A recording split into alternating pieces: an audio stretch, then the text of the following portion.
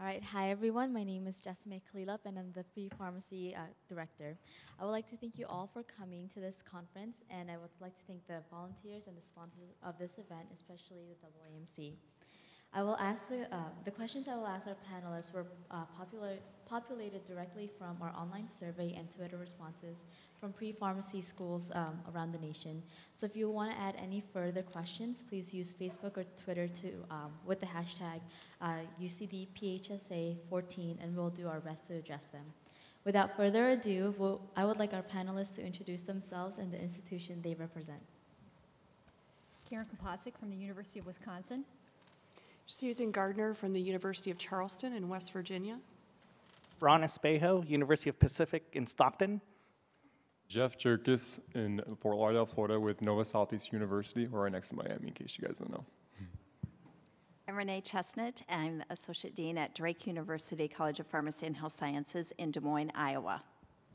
Hi, I'm Sara Lofstrom. I'm an admissions and career counselor at the University of Minnesota College of Pharmacy. Just to jump back on me for a second, I'm the coordinator of admissions and recruitment. Kind of forgot my title. Sorry about that. All right, thank you and welcome, panelists.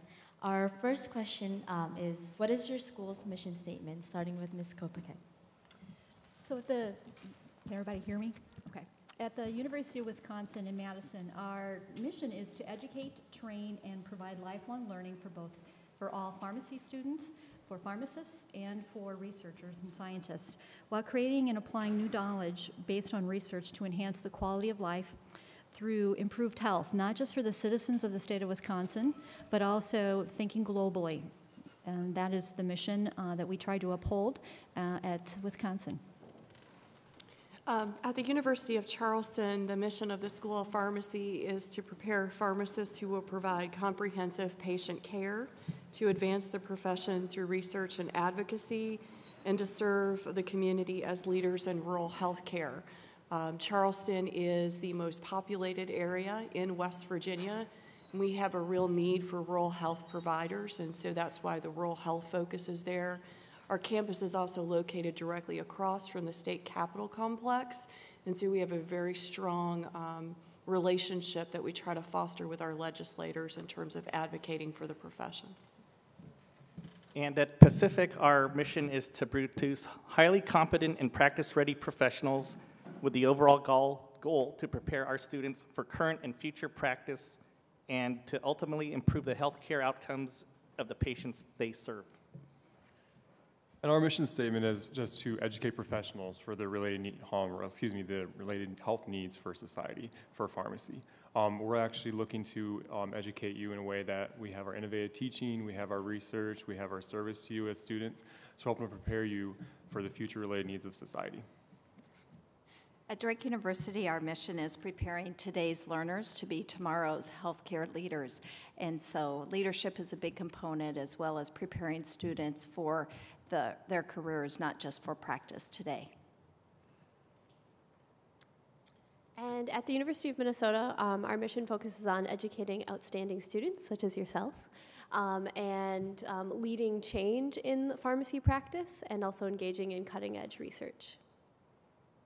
All right, thank you. So these next few questions are going to be regarding each individual school.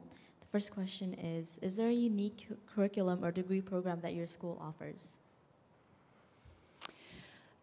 At the University of Wisconsin, we are a 2-4 program, so we require at least 2 years undergraduate, no bachelor's degree, and then coming into the PharmD program, you have 3 years of intensive study at the university in Madison, and then the last year is out and about the state of Wisconsin, throughout the United States and internationally to complete your clerkships. So while you are a PharmD student, we do have a dual degree program where you can work on a master's degree in public health, but we also offer several certificate programs in patient advocacy, patient safety, and our most popular one is in global health. So we really do partner with our med school and PA program on our campus and focus on the study abroad. We think that there's some real benefit to going abroad and learning about different healthcare systems and then bringing that information back to take care of the patients here in the States. We're very similar in that we have 3 years of didactic study, and then in the 4th year you do a rotation. Our students also receive two certifications upon graduation, one in immunization and the other in medication therapy management.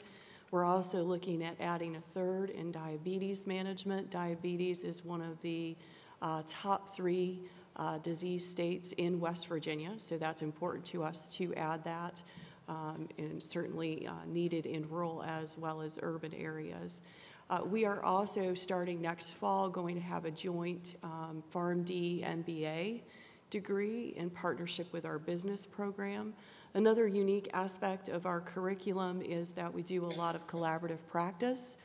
We work with the Osteopathic School of Medicine in West Virginia, as well as with our PA program, so that we have physician's assistants and student pharmacists partner together, doing work inside and outside of the classroom.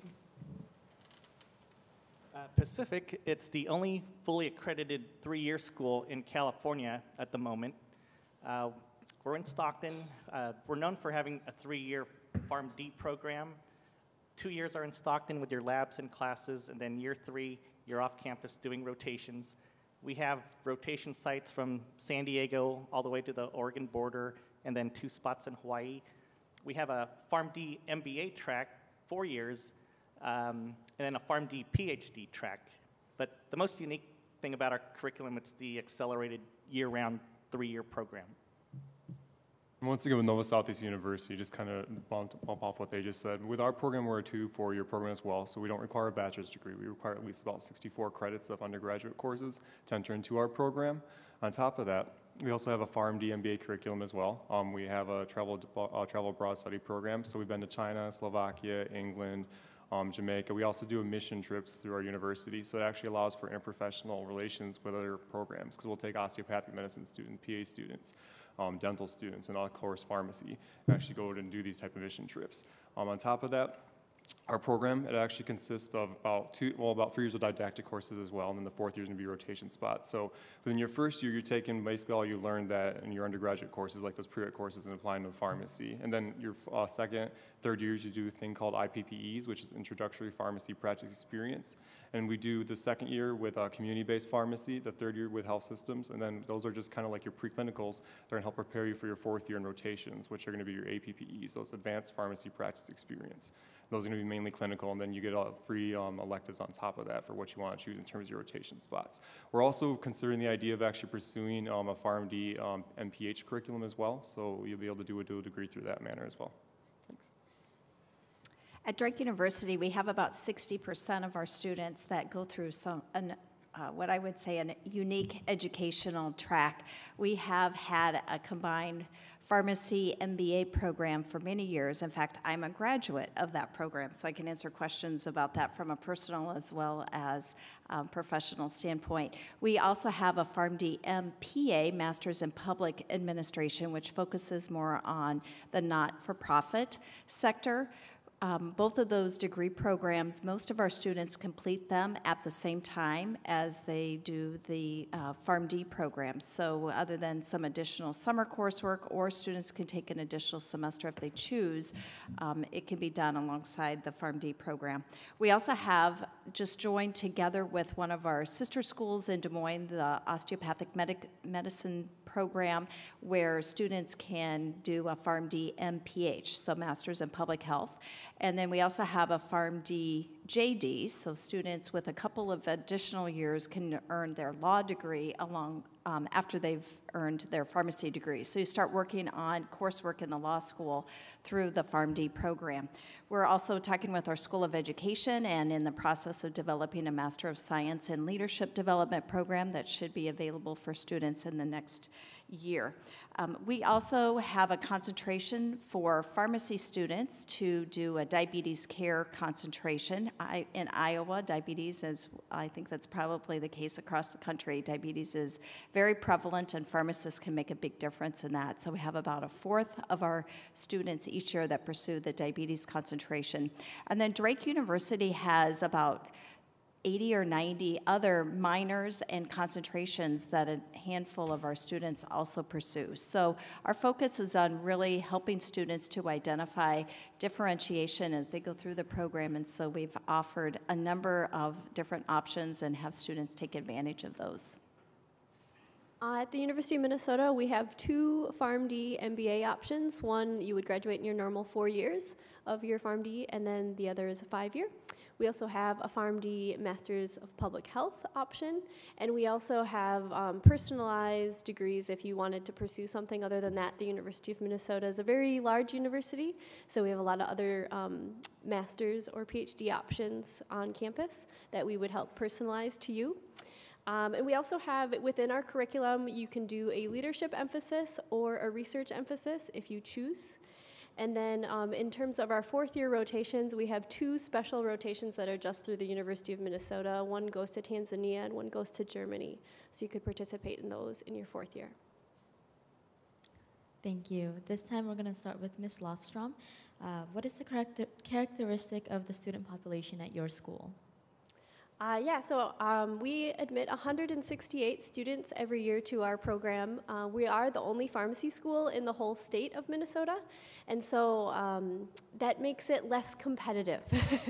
So once you're in pharmacy school at Minnesota, all of our students work together, and it's a really collaborative environment. We have 2 campuses. We're in Duluth and in Minneapolis. So our Duluth campus has about 60 students per class. It's a really close-knit family feel in Duluth. And then in the Twin Cities, it's 108 students per class, so it's a little bit more of like a friend feel. But no matter what, our students work together a lot. A major characteristic of our student body is that they're highly involved in student organizations. So you don't just come to class and leave. You come to class and you go to a meeting during lunchtime, and then you might do a health fair after class together. So you start building some of those really strong professional relationships with your classmates while you're in our program, and they'll be your colleagues for your entire life. At Drake University, we have a class size of 110 students, and most of our students are not from the state of Iowa. About 2/3 of our students come from out of state. So that provides for quite a bit of diversity and a lot of variety in the students that attend. We have, I would say, a number of students that, because of our mission and because of the curricular options that we have, we tend to attract students that are interested in doing something a little bit unique within the profession. And also, with Des Moines being the capital city of Iowa, there's a number of legislative and political advocacy opportunities through coursework as well as internships with state legislators. And so a number of our students have an interest in that as well. So those are some of the characteristics. Okay, well, for us, Nova Southeast University, we have about 120 students we take for Fort Lauderdale, about 40 to 50 for Palm Beach, about 40 to 50 for Puerto Rico. So we have 3 different sites. So we have distance education for Palm Beach and San Juan, Puerto Rico. The way that our actual program consists of, we have classes specifically for pharmacy students, but once again, touching base on those interprofessional connections. One of the cool things that's really nice about our program is the fact that we actually share one large division, a health professions division, with other different colleges of different practices, like osteopathic medicine, optometry, dental. So the fact is that we have classrooms in the same buildings as them, so you get the chance to interact with those students in those different areas. So that's one of our highlights we like to have, because you guys get those connections while going on rotations and working with them from those different professions, but you also get to do collaborative events like fundraising and such, and like those mission trips I was mentioning before. Yeah, I think that's good. Okay, at Pacific, 210 students get accepted each fall, and our dean likes to point out that at 210, that's the largest school in the nation class-wise. About 45% of the students come from SoCal, 45% from NorCal, and then the remaining 10% are from out of state. We also, like to see students that are from the Central Valley, since we're about 45 minutes south of here. Our school, the students are very heavily involved. They give flu shots. I just got my flu shot last week from the first-year students. So I'm doing good so far. We've got community health fairs around the city, around up and down the Central Valley. the students get some, hands-on training. Operation Diabetes, Operation Heartburn. They go out to elementary schools, trying to educate the elementary school kids to consider a career in pharmacy. So they go out there. We have a lot of public relations, proactive things around the Stockton, Lodi community area. And they are 210. I know that sounds like a lot of students, but they also study together. I see signs in the hallway, study group from 9 to midnight, midterms coming up, let's all go and grab a pizza, block off a couple of classrooms. So, they all want to be good pharmacists, basically. They're just not like, oh, I missed a lecture, can you borrow my notes? They don't do that. They're very open. They communicate a lot through Facebook, and that's, but you're in the Stockton campus, and they'll have study groups together, so that's what I like about them. They're very unique in that way. At the University of Charleston, we're a small private college, so we're a little bit more intimate. It's a more intimate setting. We take 80 students each year. About 40% of those students are from the Appalachia area, so they come from an Appalachian state. 40% come in with a bachelor's degree. The remaining 60 do not. They come in with their 2 years of undergrad. Our top states, Michigan, California, Texas, Illinois, North Carolina, Virginia, and then, of course, West Virginia and Kentucky. It is a very diverse student population. We are about half and half male-female. We have a significant number of persons of color, particularly since we're situated in West Virginia, which does not have very many persons of color. So it adds to the richness of our program, but also to our campus as a whole. 100% of our students are involved in some type of association. We pay for students to belong to one each year, so they designate one association as their primary. They can certainly belong to more than one. Our students are also involved in the community with health fairs, flu shots. We have an on-site clinic in partnership with a hospital, and so that provides a pharmacy on site as well as primary and behavioral health services on site. And then we also have students that participate extensively in conferences, either presenting or attending them. We had 75 out of our 312 students last year attend conferences and give presentations at those conferences, and we do provide minimal monetary support for that. At the University of Wisconsin, we are the flagship in the UW system. So we are the largest campus out of a dozen universities in the state. We have over 40,000 students on our campus. We're a research-intensive, internationally renowned program. Our students are about 140 is our maximum of what we accept. We have about 12 student organizations that's growing all the time, and our students are very active both in the community and within the state. So that's very encouraging, I think, when we look at what pharmacists are required to do now in practice, that we really want our students to be engaged, and they certainly are.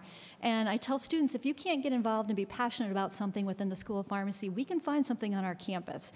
We have lots of opportunities on the main campus for students to find something they're interested in. We like to call ourselves a small school on a big campus. So we have very small class size in compared to other programs in comparison for like the law school and the med school. But I think that's one of the nice things about the University of Wisconsin is that we have a medical complex where we've got med students, nursing students, PA, you name it, and we're all in the same side of campus. So the opportunity for interprofessional collaboration is significant. We have a free medical clinic in Dane County, which is a county we live in, and our pharmacy students from day one of the program volunteer at the medic program with med students and nursing students and PA students. So the opportunity to learn with health professional students is, I think, one of the things that really make UW-Madison unique. And about a quarter of our students study abroad. So we have a very active global health program, and our students go from anywhere from China to Belize to Oman to Spain, UK, Australia, South Africa is the latest one that we've just created. So many of our students have that idea of just broadening themselves by studying abroad, and which I think really lends a unique flavor to our student population. We are the most diverse of all the professional programs on our campus. So we do have both students of color, and we also have international students. We treat international students the same way we do as out of state. So we accept about 28% of our student body can be from out of state or international, and we think that's really important. one of the founding chancellors at the University of Wisconsin had what was called the Wisconsin Idea. And it was, we do so many great things at Madison, we need to share it with the world. And so we look at that at the School of Pharmacy as one of our missions. We want to bring in people from other states and other countries to share what pharmacy practice is like and send it out to improve healthcare of everyone. So rather altruistic, but we really are living up to the idea of the Wisconsin Idea in our school. Thank you. Again, this question will start with Ms. Lofstrom. What is the what is the cost of attending pharmacy school, and are there any financial aid or scholarships for your school? Yeah, so our out-of-state tuition is $35,900, which, by the way, is less than the majority of schools in California. We do have a special Dean's non-resident scholarship, so if you apply early to our program, you would be eligible to obtain that scholarship possibly, and that would give you in-state tuition, which is $24,500 a year, instead of our out-of-state tuition the whole time you're in our program. So that's a great scholarship. In addition to that, we give out scholarships, other scholarships upon admission, ranging from $5,000 to $20,000. And every year that you're in our program, you are also eligible for a lot more scholarships as well. So we do have a significant amount of financial help for students. But I think the takeaway more than anything is that coming to Minnesota, you will save money right off the bat in tuition, and then the cost of living in Minnesota as well is less than California. At Drake University, our tuition, and it's the same for in-state, out-of-state, since we're a private institution, is just under $36,000 also.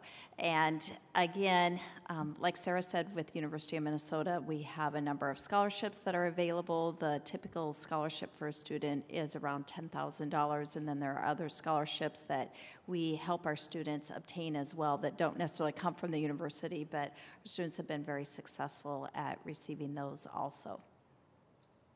Okay, well, for Nova Southeastern University, our tuition is about $29,000 for just in-state students. For out-of-state students, it's only around $30,750. So that is not that big of a difference for out-of-state to in-state, which is kind of nice. And if you kind of compare it to a lot of schools here in California, it's significantly different. When talking about scholarships, we actually do have a couple scholarships available when you're in the actual program. There's a thing called the Chancellor's Scholarship that's available to you. It sometimes can take either 25% to 50%. All the way up to a full ride on tuition for at least 1 year. It's something that you do have to reapply for each year. You also have different scholarships that are available, not through the university, but we do have a website that's available that you can use for a resource. You can actually go through and look at the different scholarships that we have outside of the university as well. We'll kind of give you like hints on where to apply and such. But aside from the Chancellor's Scholarship, we do have additional scholarships as well. So. Well, I feel bad. We're at Pacific, year one is $65 a year. Year two, $65 a year. Year three, it drops to $37 a year because you're off campus doing the rotations. I do like to put a positive spin saying, you know, we're an hour and a half from the city, the beach, the wine country, Carmel, Tahoe, Yosemite. We're centrally located. This is California, so yes, in terms of housing is not as competitive as the Bay Area. Or in LA, where you're competing with young urban professionals. In Stockton, yeah, it's non-competitive. We have students that are living in 4-bedroom homes for like $1,600 a month. Parking situation, there's no parking garages. A permit per year is $100. But yes, the tuition, 65 years 1 and 2, and then 37 for year 3. As far as scholarships, there are scholarships available after year 1 in good academic standing. I think they start out at about $100 a year, all the way up to $5,000 a year for the Thomas J. Long scholarship. And we have other scholarships from Rite Aid, CVS, Walgreens. So after completing year 1 in good academic standing, you're welcome to apply. We also have just a one tuition rate. We do not have out-of-state tuition, so it's $28,600, and that is the same for all 4 years. So that's appealing to a lot of the students who are coming from out-of-state because there is no out-of-state tuition for them. We do have a scholarship program. We offer 10 fellowship scholarships each year. The overall mission of the university itself is to educate each student for a life of productive work, enlightened living, and community involvement. And so those fellowships are $15,000 a year, and they are offered to students who meet a certain GPA and a certain PCAT score. You're invited to interview for those fellowships once you are accepted into the School of Pharmacy. So part of that is a leadership program. It's very much focused on leadership and advocacy, but our fellows also do an annual research project. This year they're doing a sepsis survey with area hospitals, so that's an example of what they might do. And then once you're matriculated into the program, we have very similar. We have local donors, alumni, and then also retail chain pharmacies who offer scholarships, and those are often based on leadership and advocacy involvement as well as academic success. Cost of living is fairly low in West Virginia. We do have a brand new graduate student housing facility right across the street from the pharmacy school, and we have about 100 of our students that live in that facility. In terms of recreational activities, since that was mentioned by a few of my colleagues, very similar in terms of California because of the outdoors activities, lots of whitewater rafting within driving distance, mountain biking, hiking, things of that nature. At the University of Wisconsin, our in-state tuition is approximately $16,000 a year, and our out-of-state is $29,000 a year. Cost of living in Madison is relatively inexpensive compared to Chicago, which is about 2.5 hours away. So we do have lots of wonderful outdoor activities in Wisconsin itself, and that cheaper tuition is a good offset to allow you to buy a warm winter coat and some really good boots, because we do get snow in Wisconsin, but that does not stop Wisconsinites from getting out and doing some crazy things on frozen lakes. So for example, in the wintertime, we have what's called kites on ice. So in February, we have people with these beautiful kites to get out on Lake Mendota. We have ice fishing, ice skating, building ice castles out on the lake. So it does not keep us from doing things indoors. We get outdoors 365 days of the year in Madison. Thank you. So these next few questions will be regarding application process. I know a lot of you guys are either in the application process or going to apply soon. So we'll start with Ms. Kopacek. What are the unique characteristics that make an applicant stand out? What we would like to see is why pharmacy? So pharmacy school, health sciences in general, is an investment of your time, a significant investment of money, and resources. So we want to make sure that you can talk about why pharmacy is intriguing to you, whether it be a personal statement about something health-related for yourself or your family, or opportunities that you've volunteered in a hospital or a clinic, or maybe you're working in a pharmacy. What are those stories that you can share about interacting with others? And also, why Wisconsin? There's lots of pharmacy schools. So why did you pick Wisconsin? What makes us unique? What is it that we can provide you as one of our students? And in turn, what are you going to get back? So I think those are some of the things that we're looking at with applicants for our school. For us, we're looking for, obviously, a strong PCAT score, a GPA that is particularly strong in science is always a good thing, as well as quantitative ability. So in terms of metric measures, those are things that we're looking for, but we're also looking for things like leadership and the capacity for leadership, a sense of what advocacy means for pharmacy, a sense that when a candidate comes in and does an interview, that they know what some of the hot topics are in the profession, and so can you speak intelligently about current events that are related to pharmacy practice. Those types of things are important to us. We also like to see involvement in either community organizations or campus organizations. Certainly experience in a pharmacy or in a healthcare setting does not hurt you. That puts you at an advantage, I think, at almost any pharmacy school. But you need to be able to articulate what that means in terms of providing optimum patient care and why that's important. They both stole all my thunder, but I agree. I echo everything that they have said. Maybe I can also add on community service, being active, helping tutor high school kids in disadvantaged areas. We like to see those students that do things outside the classroom, being that typical well-rounded applicant that does other things with church or sports. We had one student 2 years ago. She was like part of the field hockey team, and she was still able to manage 18 units while traveling with the team. So we have students that get involved outside the classroom. Decent GPA. There is no cutoff at UOP, but 3.3 to 3.4 is average. Other things, like mentioning why Pacific. Do you want to stay close to home? Was there some personal interaction you had with a pharmacist growing up? So add all those things together, and that's what we look at.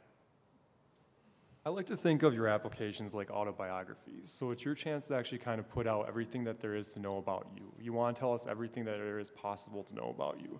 Because quite frankly, that's kind of like your first selling point when you're applying for schools. So actually like taking time to consider things like your personal statement, what you're going to put into it. I mean, as they were just discussing about making sure that, you have a drive for pharmacy, like what is the drive, where does it come from, what's the direction you want to go in that field, actually understanding about what pharmacy actually is and what the opportunities are that you can actually do with it is very, very important. And then actually trying to, explain exactly what it is that made you get so interested in it, really what drives you once again.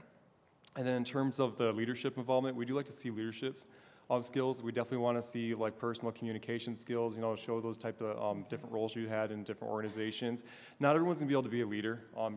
That's not always going to be an opportunity for you, but the fact that you actually put in time, made efforts, and made actual changes, through your organization and the stuff that you participate in really does matter. So trying to list everything in those extracurricular experiences, those work experiences, any type of volunteer experiences that you have is very, very, very important. Because we like to actually look at the applicant as a whole. While metrics are important, as she was mentioning earlier, like PCAT scores and GPAs, we do like to see the best possible, but that's not going to be the thing that speaks for you as a whole. So making sure that you are commenting on everything that there is to know about you is very, very important.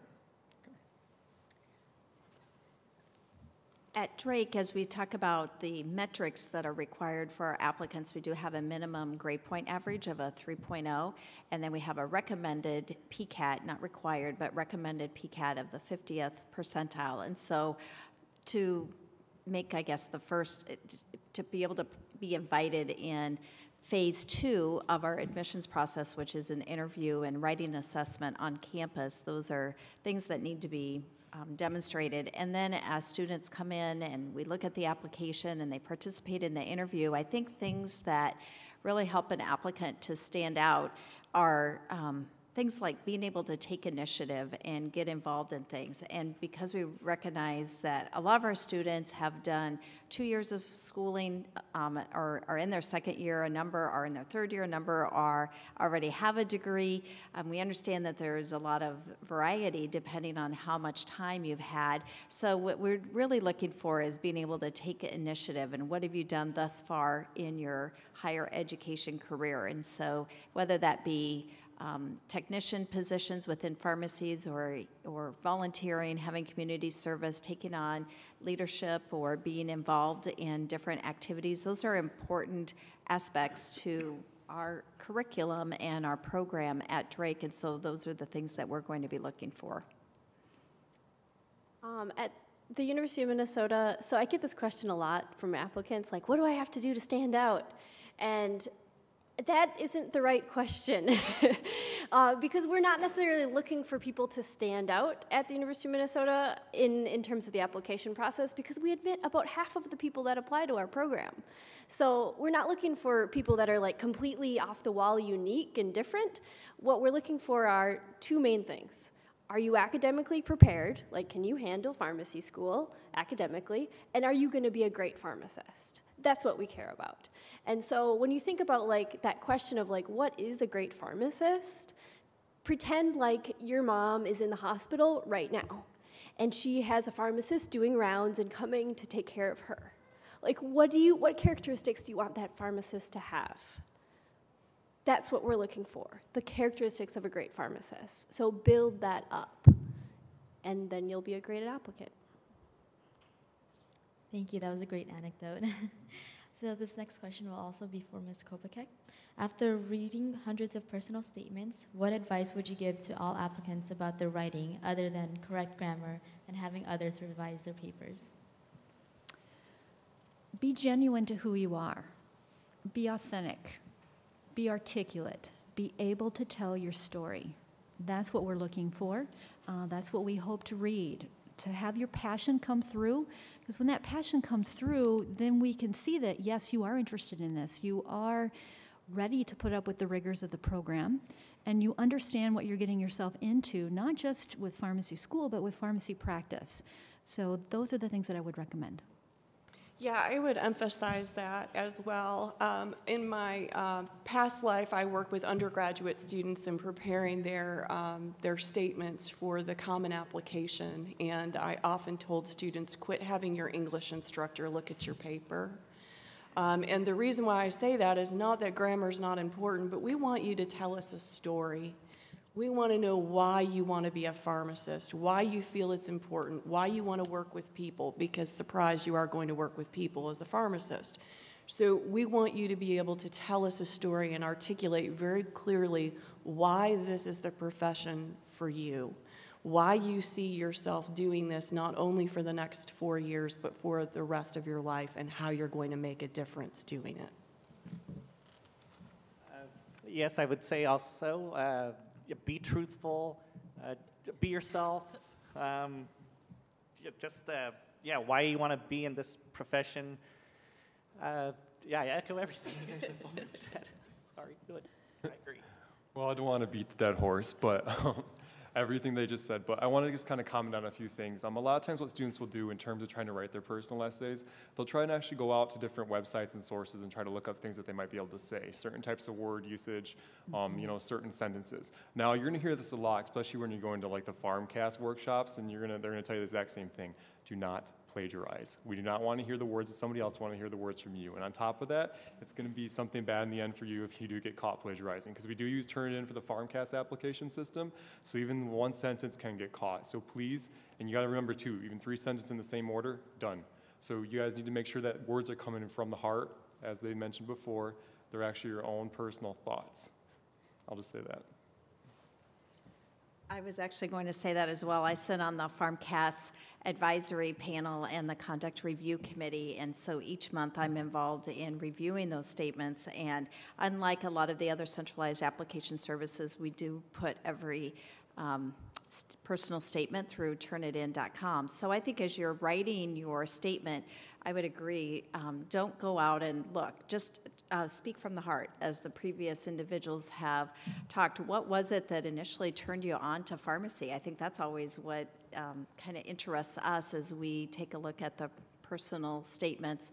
And also, in addition to not going out yourself, be very careful as well when you have somebody look over your statement that they're not going out and finding keywords. Unfortunately, every month I read appeal letters from students who said, well, I gave it to my friend to read over, and I had no idea that they were going to go out and look at it. And so you have opportunity, if you do that, to also run your statement through the Turnitin.com website, I think, for a very small fee, so that you can have it checked yourself and make sure that if you do have somebody review it, and if they make some edits and suggestions, that it doesn't turn it into a plagiarized piece of work. So I'd really like to be put out of a job on that conduct committee. And I would say that everything they've said is true. And then I would also add that if you've had any experiences that you've pursued, maybe it's job shadowing or work experience or volunteer experience that have added to what you've learned about the profession, write about it. Like, we want to know what you've been doing. And so I would say pick out 1 or 2 things at least to write about, what kind of experiences you've had, and whether or not they've been in pharmacy, but how they are leading you to your career in pharmacy. Thank you. This time we'll start with Ms. Lofstrom. Let's see. How many letters of recommendations do you require, and do you have a preference for pharmacists, professors, supervisors, etc.? This is a good one for a panel because it's going to be different for everybody. So at the University of Minnesota, we require 3 letters of recommendation. We don't have any specific requirements of where they have to come from, but we do not want any from family or friends. And my recommendation when I meet with students is that you try to get a variety of letters of recommendation. So having one from a science professor is great. Having one from a work supervisor and one from either a volunteer or research supervisor. That would be a great variety. You can do any combination of whatever you want, but if you get all three from chemistry faculty at the same university, guess what? They're all gonna write the same thing almost. So that's sort of like having just one in a way. So having a variety is good. If you submit 4 through PharmCast, we will look at all 4, but 3 is all you need. At Drake University, we do not require letters of recommendation. Okay, that was quick. Sorry, I didn't give you much time. No, it's, so anyway, we require 3 letters of recommendation for NovaSoutheastern University. So we actually require at least 2 from science professors and 1 from a liberal arts professor. So liberal arts can actually be like any type of foreign language, can be an arts class, humanities course, ethics course, you name it. Even down to basket weaving if you need to. I don't know if anybody has actually taken that though. But on top of that, we also highly recommend the letter from a pharmacist. So if you do have like any type of shadowing experiences, or you are close with your actual neighborhood pharmacist, and you have those type of interactions, and he understands like, you know, your profession or your, I guess your passion for the profession, then we do accept that as well. And you can actually use that in substitute for one of our letters. So you can take it either for one of the science professors or one of the liberal arts professors. We also take a letter from a pre-professional committee. So if you guys are involved in any pre-professional committees and you know have your advisor write one, that's also acceptable as well. And you know, if worst comes to worst, you know, we do have a lot of students that are non-traditional. There are some opportunities to possibly work with you in terms of getting a letter of reference. Say that you haven't been in school for a while, that type of thing. So. At Pacific, we take 2 letters of recommendation. One from a pharmacist, not related to you. One from a professor. Although if you're from the University of California system, we'll take a TA to write that letter in place of a professor. You are allowed up to 4 letters through PharmCast. But yeah, if you send 4, if it's from you know, a manager from a job or elsewhere, we'll read all 4 letters. But 2 is what we're looking for, and I'd say about 95% of the students will send in 2. And you know, whoever you decide to write your letters of rec, please give them like maybe a 6 to 8 week heads up so they know it's on their calendar. We've had cases where the student was ready to be in tier 1 with all their application ready to go, but the pharmacist was on vacation or the professor was on a sabbatical, and yeah, give them some heads up so they can write it and you can get it from them in time. Certainly echo that in terms of contacting folks early on if you want a letter of recommendation from them. We require 2. We like for one to be from a current faculty member or a recent faculty member. It is a red flag for us if that letter comes from an English instructor versus a science instructor. So that's always a red flag with the admissions committee. Why aren't we hearing from a biology or a chemistry instructor? And we do like to have one from a pharmacist, although it's not required. The admissions committee does look at that very highly if there is a letter from a pharmacist. And as everybody else has said, don't have your pastor, your best friend, your aunt, whether she's truly related to you or you've called her an aunt since you were 3 years old, write your letter of recommendation. The other thing that I will say is make sure that when you ask someone to write a letter of recommendation, that they understand what your goal is. I see a lot of students make a request from a faculty member, and then the faculty member cannot speak to certain areas like communication. They might not be able to speak to that. So you need to be specific when you're asking instructors about writing a letter of recommendation. Don't just say, hey, will you write me a letter of recommendation? Say, I'd like you to write me a letter of recommendation and I'd like you to speak in it about these 3 things. Because oftentimes they're very generic and it's hard for the admissions committee to really get a full picture of you. I echo every single statement. I like being at the tail end because I don't have to do a lot of talking. But one thing I would say when you're asking for a letter of recommendation, paraphrase it by saying, would you write me a good letter of recommendation?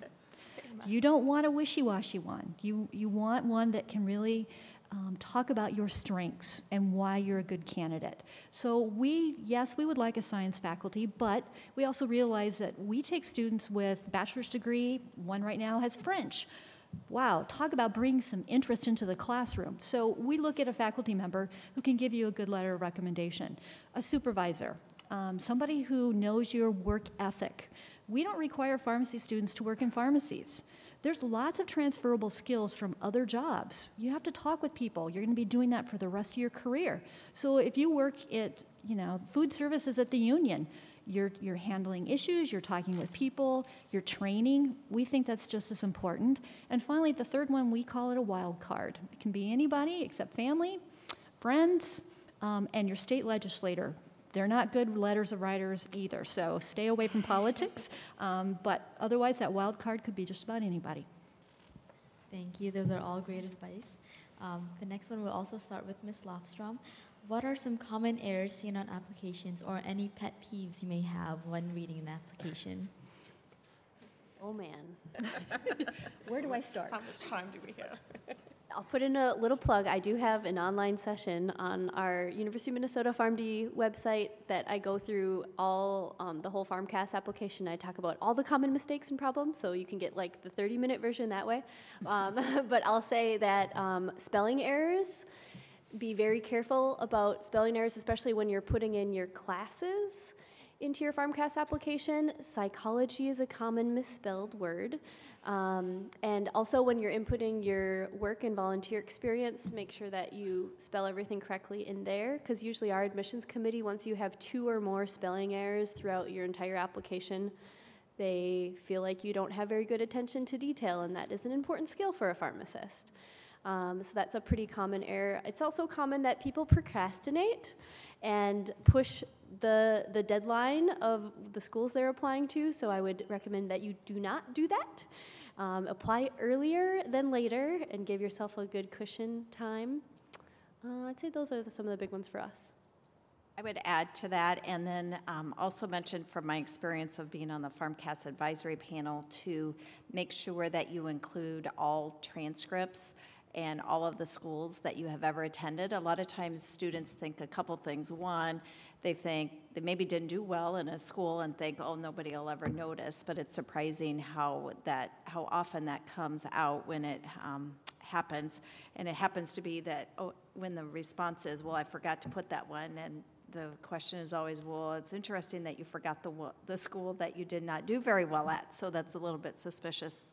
So make sure that you include that. The other time that I think it happens is students innocently think, oh, I just took some general elective credits there or some VOTEC credits there, and so it doesn't really matter. But on your PharmCast application, most of the schools require that you include everything that you have completed. And then I would agree that the spelling errors, make sure that the dates and the time that you put into different volunteer experiences or leadership, that they're all correct, because if they're not and it comes up and looks like you've put in a lot more time that's really possible, then that is a red flag as well for an admissions committee.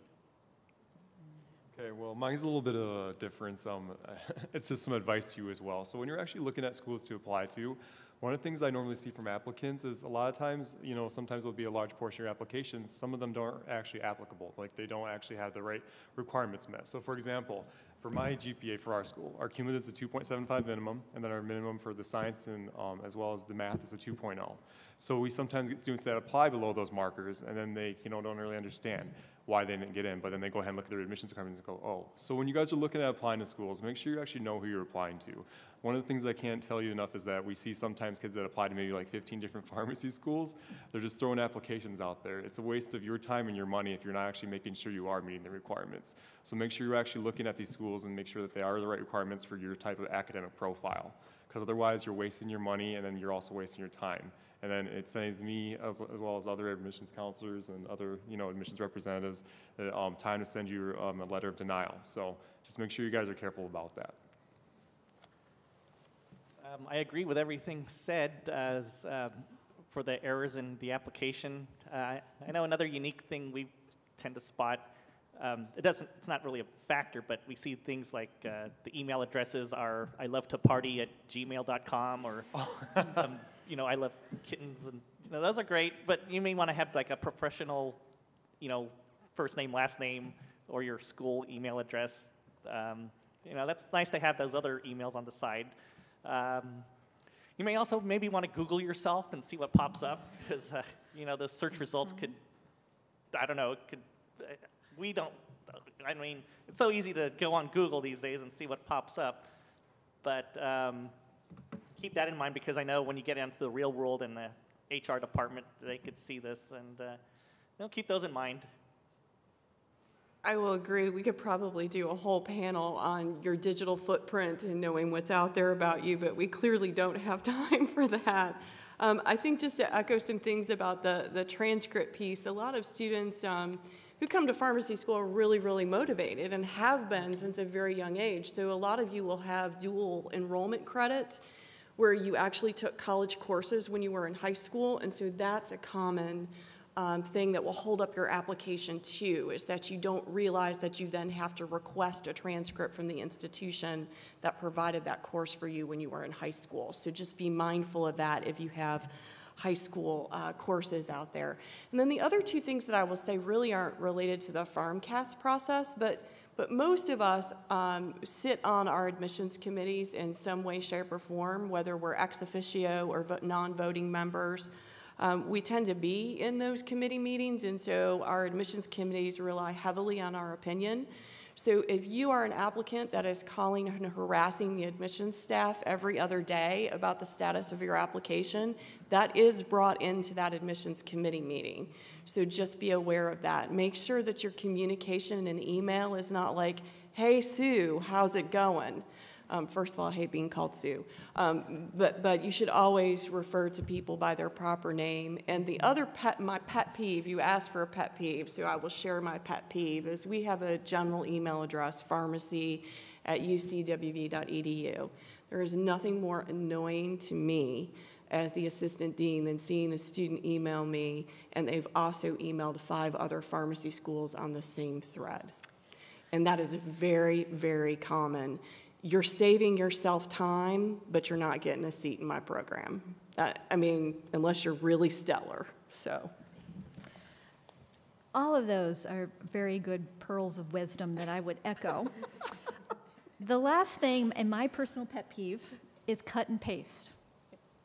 Proof, proof, proof. Everything you're submitting, you need to be looking at it with a fine-tooth comb. What really irks me is when I read a personal statement and all of a sudden section of it is in a different font, in a different print size, and now I'm questioning your integrity. Did you take this from some other site and not bother to try to do whatever you can to put it in your own words? So I know there's a habit of seeing something on the internet, you take it and you put it in your document and it keeps your thought process going. But boy, if you leave it in there, you're not going to come to Wisconsin. We're not even going to look at you. So no cut and paste. Jessica, can I just jump back on something that's going to help all of us? But also keeping communication. So example, if we're reaching out to you, we really need you to reach out back to us, because that's one of the things, professional code of conduct with applying through PharmCast and just applying to pharmacy schools in general. So make sure you know that your email is working. For example, I get a lot of kids that sometimes say, well, I send out interview invites via email. I sometimes get kids say, well, I never got an interview invite when they try to call me up later on. Make sure you're checking your junk mail, things like that. Those are just a little bit of words of advice. So. Thank you so much. Those are all great. So after the application process, we were going to start a question about the interviews, starting with Ms. Kopacek. What is your school's interview process, and do you have any advice for students who are going to be interviewed? So we usually have anywhere from 400 to 475 applicants. We narrow those applicants down to about 250 that we ask to come and interview at Wisconsin. And we do it in January. So you can imagine January in Madison, Wisconsin. You have to plan ahead for weather. But we do have that interview process. You're going to be meeting with our faculty, with our students, and also with our alumni. Making sure that you really are a candidate that we want to bring into the profession. So again, being genuine, being on time, and if there's travel issues, you're communicating with us. We've had interviews through Skype, so we can be very innovative when it comes to interviews. But from there, we narrow down that 250 to 140 applicants. So when we send that invitation to you to join us, it behooves you to respond back as quickly as possible so that we can secure your spot. And I think that's probably true with all the programs as well. Very timely response back to save your position within that school. Yeah, we have an on-site interview. It is with 2 faculty members, or it could be a practicing pharmacist within the community, whether it's an alumni or a preceptor. So you will always have 2 faculty members, or 1 faculty member, excuse me, and a pharmacist in the room for your interview. Our students are involved in the interview process in that they will take you around and do some other activities with you throughout the day. The advice that I have for interviews is be prepared. This is a time where you want to Google what might pharmacy schools ask me. This is a time where you probably want to spend some time with the New York Times or the Washington Post and find out what the key issues are in the medical field at the time, because those types of things will help you in responding to interview questions. Do not say, I want to be a pharmacist because I want to help people and I do not like blood. Everybody says that. It is the wrong answer. There are lots of other right answers, and that varies depending upon each person in terms of what called them to be a pharmacist. But be very articulate. Practice so you're not nervous. Wear clothes that are comfortable. I see a lot of girls coming to interviews in skirts that I have no idea how you're breathing. And that, keep in mind, that communicates something about you as well in terms of your appearance. At Pacific, we'll bring back 400 students to interview between October through March. So we're actually just starting right around next Friday, I believe, Tier 1 interviews till the end of March. They're held on Fridays from 1 to 4 p.m. on our Stockton campus.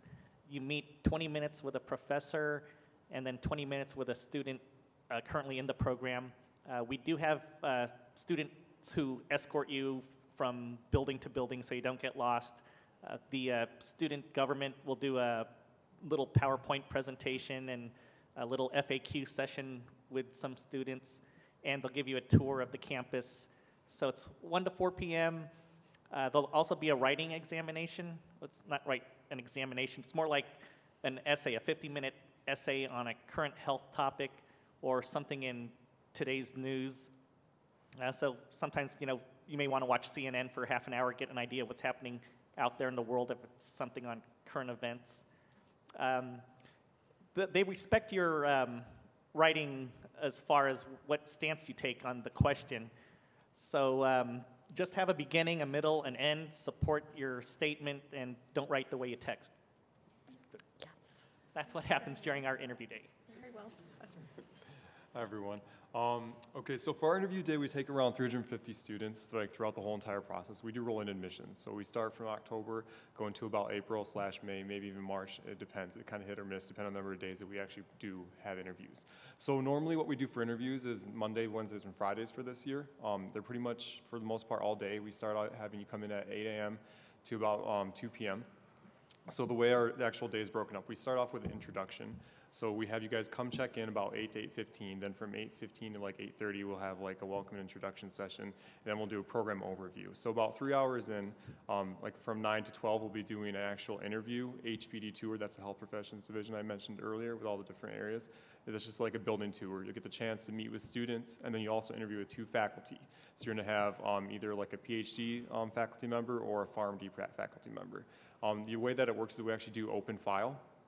So they have a chance to review your academics ahead of time, which in some cases, some people see it as a bad thing, but I think of it as a really good thing because it actually gives your faculty the opportunity to ask questions more so about you as a person and just kind of get answers to maybe why you had a poor semester. So it gives you that upper hand to prepare yourself to explain why you may have gotten a D for that semester, why you had to repeat this course. And then that way they can actually ask you questions about, why you do want to be a pharmacist, more so really what's your favorite activities, fun stuff, how do you spend your time management. So they actually, really kind of gauge those type of non-cognitive abilities like time management, organization, and such. So the interview in that specific sense lasts probably about maybe between 20 to 30 minutes depending on the applicant or just how the conversation's going. We don't like to make it seem like we were there to interrogate you. We're there to actually ask you just questions to get to know you. So we make it a fun entire process. So after that, once that's done, it'll be about noon. We go ahead and take you upstairs. We do feed you lunch, and you actually have the opportunity to meet with our our faculty, but our alumni as well as our preceptors. So we take all of our local preceptors from that area. We'll invite them in, maybe about 2 at the most for each interview session. And you'll have the opportunity to ask them questions about maybe what it's like to be a pharmacist student, or how their actual interaction with a pharmacy student is. So they'll be able to tell you how our pharmacy students perform on rotation spots, or what it was like to be an actual pharmacy student back in their day in the program. So that type of thing is really kind of cool. They'll actually give you the option to really discuss like what other type of opportunities there are in pharmacy. We'll talk about their profession, where they actually went in terms of their pathway, their history, and everything of that nature. And that lasts until about like 1 o'clock, and then we'll go ahead and give you a campus tour. So Nova Southeastern University has about 27,000 students. We're the 9th largest private nonprofit university in the U.S. So we have a relatively big campus. So we'll be taking you through the tour of the campus by bus. You'll probably get off about 2 locations at our University Center, as well as our Alvin Sherman Library. Am I talking too much? People are laughing at me. I'm sorry, I like trying to give you the whole layout today. Play-by-play, people, play-by-play. And you'll see, and I'm just adding an extra factor, and then we're going to see construction, because we actually have our research institution going up next to the HPD building, as well as Plantation Hospital going up in the next lot over. So, yeah, just a few things for you to check out while you're there. And you'll also be checking out the different areas there are to live around the campus, like Graduate Rolling Hills, as well as Sun Forest. I'm a fast talker. You guys got to keep up. And then from there, the day's pretty much done. You're free to go. So that's it.